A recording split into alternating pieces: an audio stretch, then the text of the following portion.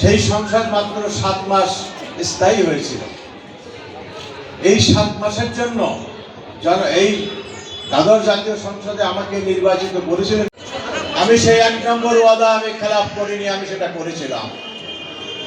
আমি এসপিডিসিকে বলেছিলাম নির্বাচন হয়ে গিয়েছে, আজ থেকে কোনো মানুষকে গ্রেফতার করা যাবে না। যাদের নামে এফআইআর আছে, যাদের নামে কেস আছে, তাদের ছাড়া কাউকে গ্রেফতার করা যাবে না। যদি আমি নির্বাচিত হওয়ার পরে সাতক্ষীরার সমস্ত পৌরসভা সহ ইউনিয়নের রাস্তাঘাট যে অবস্থা ছিল, এই অবস্থাটার একটা কারিকলম করে আমি মহান সংসদে প্লেস করেছিলাম। সাহেবের খালের জোয়ার ভাটা না খালালি সাহেবের খাল প্রতি বছর বন্ধ হয়ে যাবে এবং দুর্গন্ধময় একটা স্তূপ হয়ে যাচ্ছে। কি করতে হবে? 2টা গেটের অবমুক্ত করে দিতে হবে যাতে পানি জোয়ার ভাটা খেলতে পারে, সেটা উনি করে দিয়েছিলেন। আর বেদনার সাথে মরিচ চাপের যে সংযোগ জায়গাটায় চর জেগেছিল, এইটাকে নিষ্কাশন করে জোয়ার ভাটার ব্যবস্থা করতে হবে। ইনশাআল্লাহ সেটা জোয়ার ভাটার ব্যবস্থা আংশিক হয়েছে, আগামীতে এরা পরিপূর্ণতা হয়ে যাবে। এখানে 2টা টেক্সটাইল মিল ছিল, একটা নীলকমল আর একটা হচ্ছে সুন্দরবন। আমি এইটা প্লেস করার পরে আমার কাছে প্রশ্ন করা হয়েছিল যে কি অবস্থা আছে এর। আমি বললাম এটা দীর্ঘদিন ধরে এটা অচল হয়ে আছে। এই মিলটা অচল হওয়ার প্রধান কারণ হচ্ছে অব্যবস্থাপনা এবং যাদের পরে দায়িত্ব ছিল তৎকালীন যারা সরকারে ছিল তাদের ভুল সিদ্ধান্তের কারণে এই মিলটি অচল অবস্থার সৃষ্টি হয়েছিল। যেটা এস্টিমেট হয়েছে এটা ভোমরা পর্যন্ত আমাদের গভর্নমেন্টের সময় ছিল না। এটা ছিল কি ভোমরা হয়ে, যেহেতু ভোমরা একটা পোর্ট, ওখানে ইন্ডিয়ান থেকে ট্রেনে মালামাল আনার একটা সুবিধা হবে। এটা ট্রানজিকশন করে আমরা এখান থেকে মুন্সিগঞ্জ পর্যন্ত আমাদের ওইটা পরিকল্পনা ছিল। এবং সেইভাবে দেখবেন যে জমি অধিগ্রহণ করেছে মেন রোডের সাথে, সেখানে কিন্তু রেলের লাইনের ব্যবস্থাও রয়েছে। এটা যদি বন্ধ হয়ে যায় থাকে, আপনাদের দোয়া এবং আশীর্বাদ, আপনাদের সবাই ভালোবাসায় যদি আমি পার্লামেন্টে যেতে পারি সংসদ সদস্য হয়ে সাতক্ষীরার, তাহলে আমি এই রেল লাইনের ব্যবস্থা যেভাবে আগে ছিল সেইভাবে এটার ব্যবস্থা হবে ইনশাআল্লাহ। আমাদের সাথে একটি মেডিকেল কলেজের ব্যবস্থা করা হয়েছিল, সেই বিশ্ববিদ্যালয় আজকে বন্ধ হয়ে গিয়েছে। এই বিশ্ববিদ্যালয়ে আমি যদি নির্বাচিত হতে পারি ইনশাআল্লাহ সাতক্ষীরায় বিশ্ববিদ্যালয় হবে।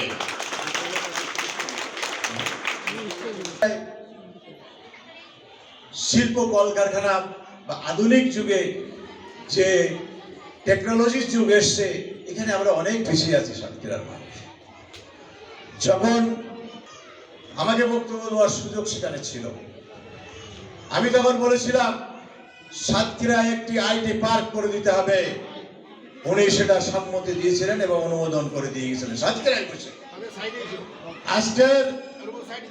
আজকের আমরা এইগুলোর থেকে বঞ্চিত হয়েছি 5ই আগস্টের ক্ষমতা হারাবার পর থেকে। আজকে ভোমরা পোর্ট ঠিক ঠিক ঠিক ঠিক করে চলছিল। আলাউদ্দিন সাহেব আওয়ামী লীগের বিশিষ্ট নেতা, আওয়ামী লীগের আলাউদ্দিন সাহেবের নেতৃত্বে আমরা সেদিন যেখানে আদর্শ সাহেব বসে আছেন, তখন উনি চেম্বারের দায়িত্বে ছিলেন, আমরা একসাথে ভোমরা পোর্টটি আমরা প্রতিষ্ঠিত করেছিলাম 1996 সালে। আলাউদ্দিন সাহেব ছিলেন মূল, আমরা তার পাশে ছিলাম। আলাউদ্দিন সাহেব নিহত হওয়ার পর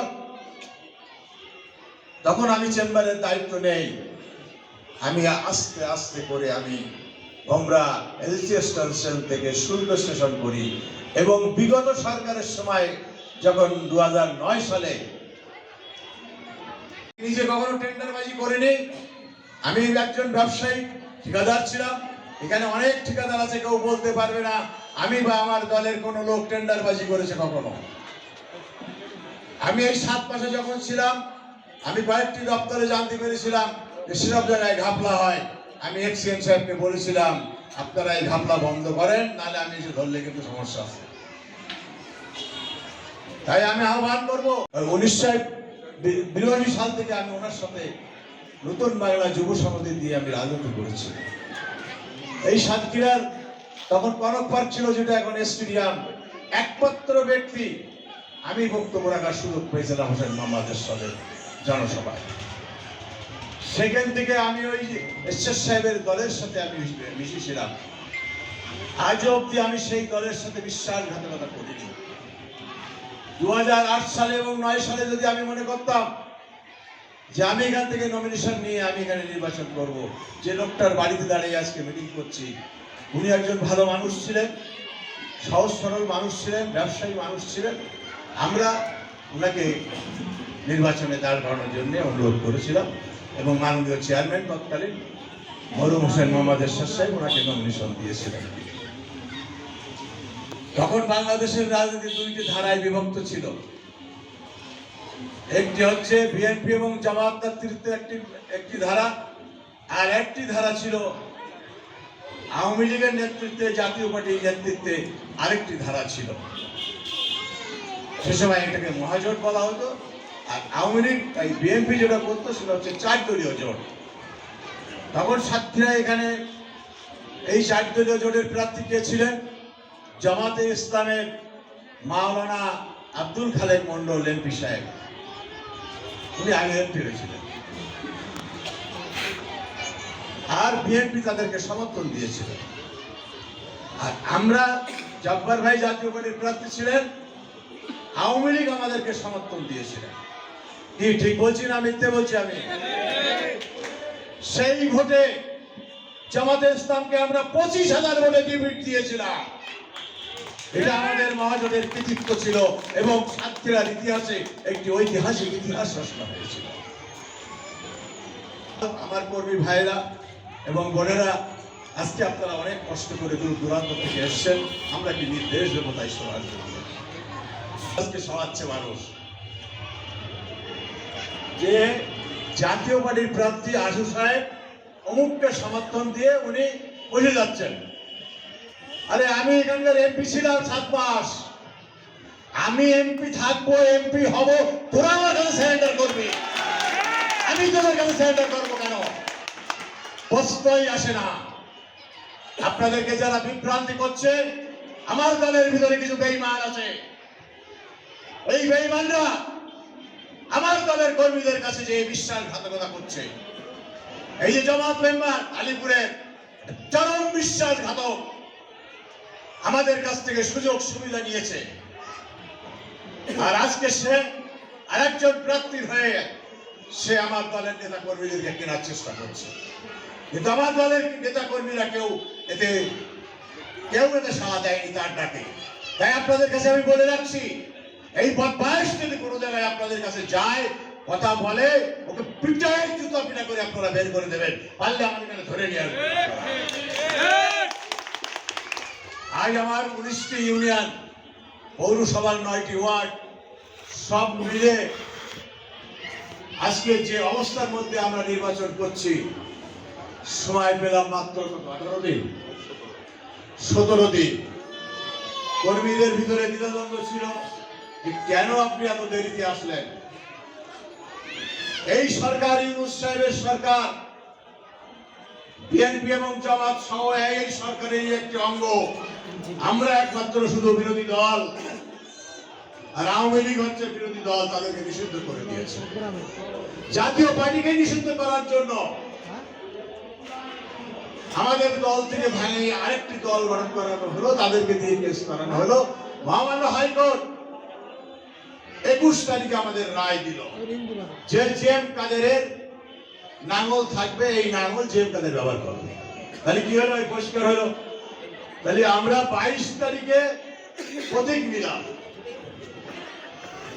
মানুষের কাছে যেতে গেলেও তো একটা সময় লাগে, একটা মিটিং করতে হয়। তাই দেরিতে গেছিলাম শুধু এই কারণেই। এত বড় এরিয়া, এই এরিয়া কি 18 দিনে কভার করা সম্ভব? যদি আমি কেন করছি? আমি করছি দলের সিদ্ধান্ত এবং আমার সাতক্ষীরার ভাইদের একটি আশ্রয়স্থল রাখার জন্য আমি এটা ইলেকশন করছি। এবং এই ইলেকশন যখন করছি আমি মানুষের সেন্টিমেন্ট বুঝে গিয়েছি, এই নির্বাচনে আমি জয়লাভ করবো ইনশাল্লাহ।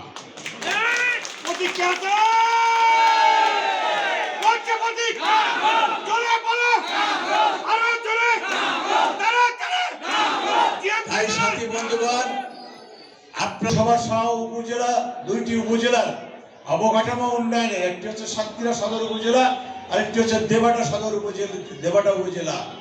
এই 2টি উপজেলার যে সমস্ত সংস্কার কাজ বেঁধে রয়েছে সেগুলো আমি সম্পূর্ণ করবো ইনশাল্লাহ। দেবাটাকে মুক্ত করবো ইনশাল্লাহ। সীমান্তবর্তী এলাকা, এখানে অবাধে মাদক দ্রব্য অস্ত্র আসে ভারত থেকে, এগুলোকে বন্ধ করতে না পারলে আগামী প্রজন্ম আমাদেরকে কৈফিয়ত দেওয়া লাগবে। আমাদের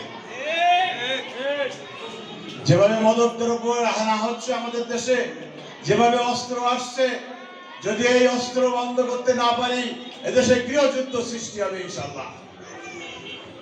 এই গৃহযুদ্ধের জন্য দায়ী কে? এই সরকার যদি এখন এই অস্ত্র আনা বন্ধ করতে না পারে তাহলে এই সরকারকে দায়ভার নিতে হবে।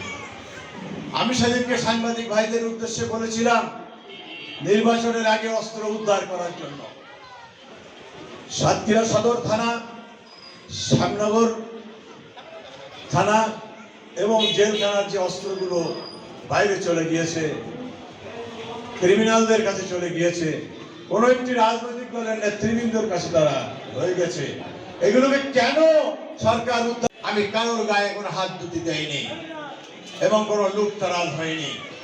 আর যে সমস্ত মানুষকে নিরীহভাবে গ্রেফতার করা হয়েছে, যাদের বিরুদ্ধে কোনো কেস নেই, কিচ্ছু নেই, ফালতু একটা মার্ডার কেস দেওয়া হয়েছে, এর ব্যবস্থা আমি নেব ইনশাল্লাহ। তাই আপনাদের কাছে আমিও অনুরোধ করব, এখানে দেবাটার মানুষ রয়েছেন, এখানে সাতক্ষীরার মানুষ রয়েছেন, আমার পৌরসভার মানুষ রয়েছেন, যদি সবাই মিলে আপনারা আপ্রাণ চেষ্টা করেন ইনশাল্লাহ আমি 12 তারিখের নির্বাচনে আমি জয়লাভ করব, জয়লাভ করব। এবং আমি জয়লাভ করে মানে আপনারা জয়লাভ করা। এই 7 মাস আমি এমপি থাকাকালীন আমার বাড়িতে যারা গিয়েছেন কেউ বলেন যে আমার বাড়ির থেকে বিমুখ হয়ে ফিরে এসছেন? আমার ঘরে যাওয়ার জন্য কোনো, এবং তৎকালীন এমপিকে আমি 90,000 ভোটের ব্যবধানে আমি জয়লাভ করেছিলাম।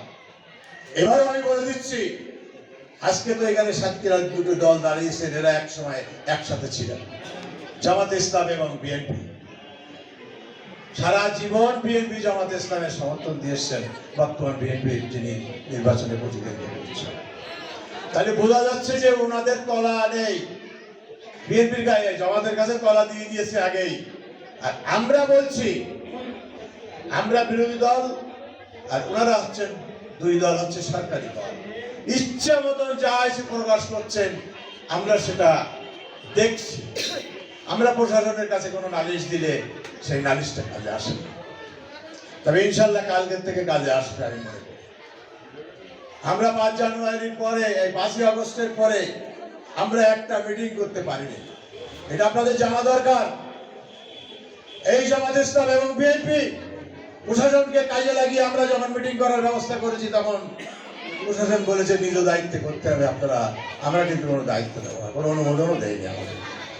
হোসেন মোহাম্মদ এরশাদ সাহেব যিনি জেলা তৈরি করলেন, যিনি উপজেলা তৈরি করলেন, যিনি এই দেশটাকে বিশ্বের মানচিত্রে তুলে ধরলেন, সেই লোকের মৃত্যুবার্ষিকী পালন করব, পারমিশন চেয়েছিলাম, কিন্তু আমাদেরকে পারমিশন দেওয়া হয়নি। আমরা পারমিশন পেয়ে সেটা করেছিলাম। আমরা যখন বাইরে জনসভা করব, মিটিং করব, সেই মিটিংয়ে আমাদের অনুমোদন দেওয়া হয় না। আজকে দাঁড়ে দাঁড়ে যে আমরা ভোট ভিক্ষা চাচ্ছি, আমরা মিটিং করলেই সেখানে হানা দেবে এবং হামলা করবে, যেটা ঢাকায় আমাদের একটা মিটিংয়ে হামলা করছিল। তাই ভাইরা, আপনাদের কাছে আমি সবিনয় আবেদন করব, নিবেদন করব, যেভাবে আপনারা দ্বাদশ জাতীয় সংসদ নির্বাচনে সমস্ত ভেদাভেদ ভুলে যেয়ে আমার জন্য কাজ করেছিলেন, আর আমার জন্য কাজ করা মানে এটা আপনাদের জন্য কাজ। আমি এমপি হলে আপনারাই এমপি হবেন। আপনারা বলতে পারবেন যে আমরা ওই এমপির লোক, ওই এমপির লোক, এবং ওই এমপি যা বল, আমরা যা বলবো ওই এমপি সাহেব তাই বলবো। কারণ আমি কোনো অন্যায়কে তো প্রশ্রয় দেই না। কোনো চাঁদাবাজ, টেন্ডারবাজ, বদমাইশ কেউ আমার কাছে এসে উৎসাহ পাবে না, ইনশাল্লাহ। আগেও পাইনি 7 মাসে, এখনো পাবে না। আপনারা সবাই এসছেন দূর দূরান্ত থেকে আপনারা এসছেন, সবাই কাছে আমি কৃতজ্ঞ।